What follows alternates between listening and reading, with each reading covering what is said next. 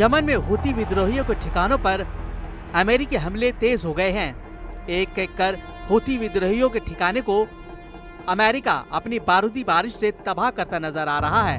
हुती विद्रोहियों के हथियारों से भरे गोदाम पल भर में आग के गोले में तब्दील हो रहे हैं। यमन में रसा ईसा में मौजूद हुती विद्रोहियों के पावर सेंटर तेल बंदरगाह को अमेरिकी सेना ने चंद सेकंड में तबाह करके ये चेतावनी दे चुकी है कि वो अब हुतियों को खत्म करने के बाद ही चैन की सांस लेंगे। इन हमलों के बाद से यमन में हुती विद्रोही कांप गए, जिसके बाद अब यमन में जमीनी जंग की आहट दिखने लगी है।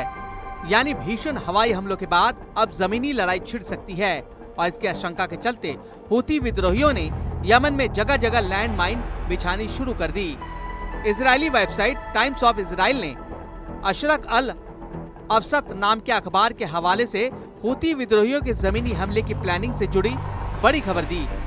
सूत्रों के मुताबिक हुती विद्रोहियों ने अल हुदैद और दूसरे आबादी वाले क्षेत्रों में बारूदी सुरंगें बिछानी शुरू कर दी। ऐसा इसलिए क्योंकि हुती विद्रोहियों को लगता है कि हवाई हमलों के बाद अमेरिकी सेना अब जमीनी लड़ाई शुरू कर सकती है। अमेरिकी सेना करीब 1 महीने से लगातार यमन में बमबारी कर रही है। अमेरिका ने हुती ठिकानों को निशाना बनाकर हवाई हमले करने का दावा किया। अमेरिका का कहना है कि जब तक हुती विद्रोही लाल सागर और अदन की खाड़ी में उनके जहाजों पर हमले बंद नहीं करेंगे, तब तक वो भी एयर स्ट्राइक जारी रखेंगे। दरअसल हुती विद्रोहियों ने गाजा युद्ध शुरू होने के बाद से ही फलस्तीनियों के समर्थन में इजराइल और अमेरिकी जहाजों पर लाल सागर में हमले किए, जिसके बाद से यमन में हुती विद्रोही अमेरिकी मिसाइलों के निशाने पर हैं। इसका सबसे बड़ा एग्जाम्पल रास ईसा में हुतियों के तेल बंदरगाह पर हमला हुआ, जिसमें 74 लोग मारे गए और 170 से ज्यादा लोग घायल हुए। इसके साथ ही अमेरिका ने बीते 24 घंटे में यमन की राजधानी सना और उसके आसपास के इलाकों में 21 हवाई हमले किए। इन हमलों में 3 लोगों की मौत और 4 लोग घायल हो गए। हुती टेलीविजन और स्थानीय लोगों के मुताबिक अमेरिकी लड़ाकू विमानों ने पश्चिमी यमन के अल हुदैद शहर पर 13 हवाई हमले किए।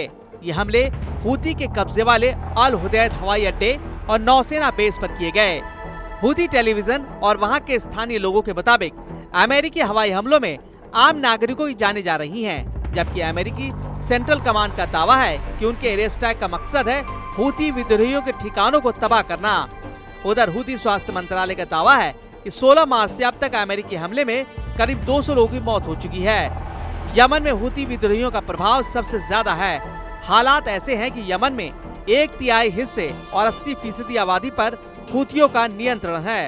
हुती विद्रोहियों की सुप्रीम पॉलिटिकल काउंसिल राजधानी सना में है। दूसरी ओर यमन सरकार दक्षिण में अदन शहर से काम करती है और यमन की सरकार को अमेरिका का समर्थन मिलने का दावा किया जाता है। यानी एक तरफ से यमन की सरकार को भी अमेरिका का समर्थन है, इसलिए हुती विद्रोहियों की दुश्मनी यमन की सरकार और अमेरिका दोनों से है, जिसका अंजाम लाल सागर में हुती विद्रोहियों ने अमेरिकी जहाजों पर हमले करके दिखाया। यही नहीं, अमेरिकी हवाई हमलों का जवाब भी हुती विद्रोही दे रहे हैं। हुतियों ने एक वीडियो जारी किया जिसमें दावा किया गया कि उन लोगों ने अमेरिकी MQ-9 रीपर ड्रोन को ढेर कर दिया। यानी हुती विद्रोही भी अमेरिकी हवाई हमलों का जवाब दे रहे हैं। इससे अलग अब वो लैंड माइन बिछाकर ट्रंप को एक बार फिर से ललकारते दिखे।